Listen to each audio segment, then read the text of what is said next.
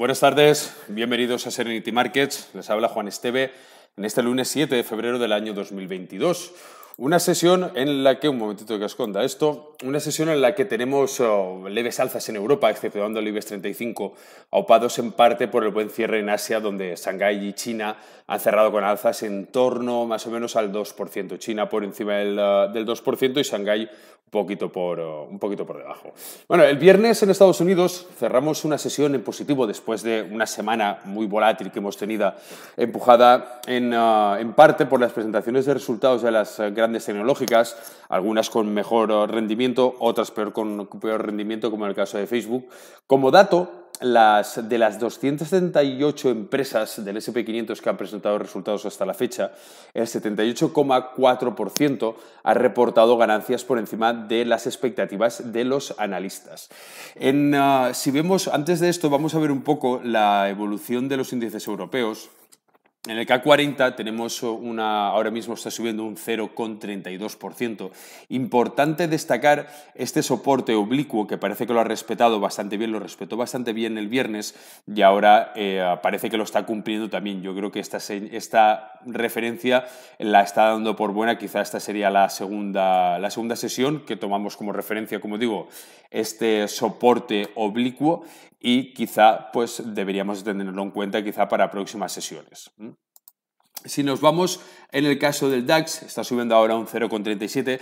También destacar lo que comenté el viernes pasado, el soporte de los 15.100 que ha funcionado en esta última sesión. Con las caídas funcionó bastante bien y ahora estamos también peleando por cumplirlo e incluso podernos acercar a esta resistencia oblicua de las 15.342 e incluso acercarnos a la media móvil de las últimas 20 sesiones. En el Eurostock 50, que ahora lo tenemos subiendo un 0,39, la grabación de este vídeo, también vemos como referencia ese soporte oblicuo que, aunque lo perdió el viernes, hoy está luchando también por aguantarlo y que sirva también como referencia destacable para esa cotización. En el IBEX 35, como digo, el farolillo rojo de Europa con menos 0,32%. Como decía, el viernes también en Estados Unidos, un informe de empleo que fue inesperadamente fuerte ha generado también preocupación sobre el endurecimiento de la política por parte de la Fed.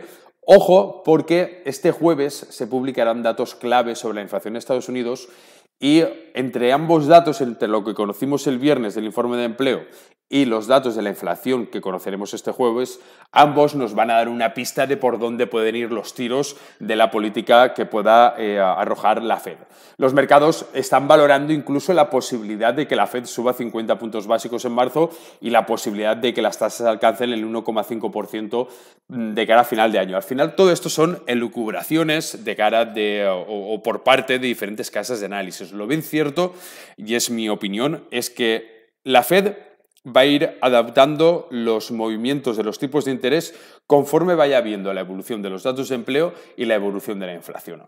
A partir de ahí, bueno, pues podemos tener diferentes estimaciones, podemos entrever cómo pueden ser los movimientos, pero lo que está claro, y pienso yo, es que ni la Fed siquiera tiene claro lo que va a hacer. Entonces, como la Fed no lo tiene claro lo que va a hacer, no creo que nadie tenga una bola de cristal. Oye, si alguien la tiene, pues estupendo, genial, pero yo todavía no conozco a nadie que la tenga y que pueda anticiparnos. Las estimaciones, bueno, pues está bien conocerlas, pero al final que haya 3 subidas, que haya 5, que haya 7... que sean de 50 puntos básicos, que sean de 25, que sean de 75, yo creo que es algo que tendremos que ir viendo paulatinamente conforme vayamos conociendo los datos. Y como digo, la parte del empleo y la parte de la inflación va a ser primordial para ver por lo menos a corto plazo, o sea, la primera subida de puntos básicos, cuándo va a ser y en qué porcentaje. A partir de ahí, como digo, a más largo plazo, yo creo que ya son elucubraciones que pueden tener un sentido o no pueden obtenerlo. Al final,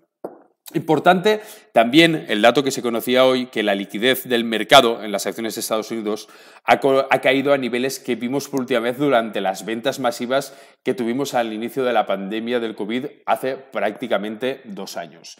Si vemos los índices americanos, y nos podríamos empezar, por ejemplo, por el S&P 500, es un índice que ya hemos comentado en varias ocasiones, en el que perdió el pasado viernes ese soporte de los 4.530, se ha convertido en resistencia. Es el próximo ataque que tiene el SP500, porque si vemos también la evolución de los futuros, estamos en un 0,16. Todavía lo tiene bastante lejos, pero yo creo que esa sería la referencia cercana más clara y que deberíamos de tener en cuenta en un principio. El Nasdaq subió un 1,33, el Nasdaq 100 el viernes. También importante, está aguantando o está cumpliendo bastante bien esa línea de soporte de los 14.500. Vemos que la cumplió el viernes, vemos que la cumplió el jueves, vemos que la cumplió el viernes todavía y quizá el próximo ataque lo tendríamos aquí en la media móvil de las 20 últimas sesiones. Si nos vamos también al Dow Jones, que lo tenemos por aquí, vemos que tuvo una caída el viernes de un 0,6%. También no tenemos una referencia clara, quizá podríamos ver ese soporte oblicuo en los 34.930. Y si vemos la evolución ahora mismo de los futuros, está en más 0,08. En las materias primas, los precios del petróleo, hoy los vemos por aquí, están cayendo ante el progreso, no sé si llamarlo progreso o acercamiento en las conversaciones sobre temas nucleares que está teniendo Estados Unidos con Irán y que podrían conducir a parte o la totalidad de la eliminación de las sanciones de Estados Unidos sobre las ventas de petróleo iraní, que claro, esa situación, si eso se cumpliera, podría dar la vuelta a las preocupaciones que hay sobre la escasez de suministros. Aunque también es cierto que el alivio de las sanciones va a tener un impacto limitado en la economía de Irán. Aunque este es el hecho, los mercados lo están percibiendo como una señal positiva de que ambas partes están decididas a llegar a un acuerdo. Si al final esto se cumple, si al final llegan a un acuerdo y se eliminan las restricciones o parte de ellas o las sanciones, Irán podría exportar rápidamente millones de barriles de crudo y ayudar a reducir los precios del petróleo que están, como digo, muy elevados precisamente por la incertidumbre que está ocurriendo a nivel geopolítico. Parece que Irán, ojo, ya ha estado también moviendo petróleo para prepararse para esa eventual reanudación, que no me salía el nombre, perdón, reanudación de sus exportaciones. Con lo cual, si esto al final ocurre, veremos un movimiento muy rápido en las cotizaciones. Mirad, ahora estaba en rojo y ahora se ha puesto en verde, el Brent.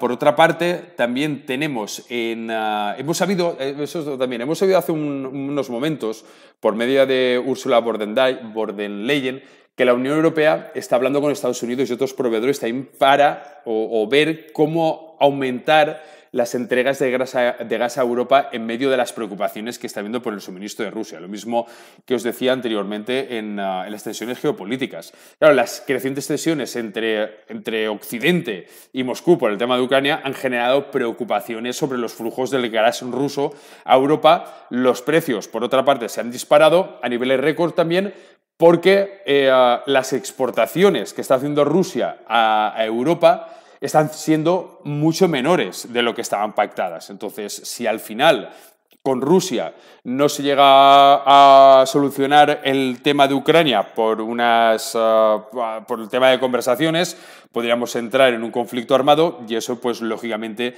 llevaría los precios del petróleo y los precios del gas a unos niveles mucho más altos. Entonces, eso sí que tendríamos que tener en cuenta, como digo, esas conversaciones que están teniendo por otras partes para ver de qué manera o cómo subsanar esas situaciones. Esto está afectando también al precio del oro. El precio del oro, que ya hablamos de los niveles de 1.800, vemos que como continúa esa escalada subiendo un más 0,35% por lo mismo, porque parte del temor que existe en el mercado está también desplazándose al oro como valor refugio. Recordad que esto lo hablamos también hace un tiempo, ¿no? Que la evolución de los valores refugio, ahora mismo el mercado de los inversores se están decantando por dos vías diferentes. El temor ante esas nuevas condiciones geopolíticas y la esperanza de que haya un resurgimiento en la economía. En la parte de las criptomonedas, Bitcoin 1,01%, superó la media móvil de las 20 sesiones. Vamos a abrir el gráfico un poquito más. Lo tenemos muy cerca de la media móvil de las 50 sesiones, y si buscáramos alguna referencia clara, yo me quedaría quizá en los 44.400 como línea ahora mismo a batir. Quizá esa sería la referencia más clara. No está muy lejos de ella, está en 42.839 a estas horas. La 44.550 quizás sería la referencia más clara y el punto donde debería llegar el Bitcoin si continúa al final su escalada de precios que está teniendo y esa pequeña recuperación. Hablábamos la semana pasada de ese rango lateral. Parece que ese rango lateral lo haya superado con esta vela del viernes, con una subida bastante importante, y veremos a ver cuál es el siguiente evolución o los siguientes precios que nos va marcando el Bitcoin y el Ethereum. El Ethereum tenemos la misma vía, está continuando quizá el mismo sendero que el Bitcoin en cuanto a criptomonedas de gran capitalización, el Bitcoin y el Ethereum. Lo mismo, yo quizá aquí la referencia clara la marcaría en torno a los 3.350, 3.075. Igual, lo mismo, referencia más cercana a la media móvil de las 50 sesiones y poco más, a ver cómo va evolucionando el mercado de las criptomonedas. Así que no os molesto más.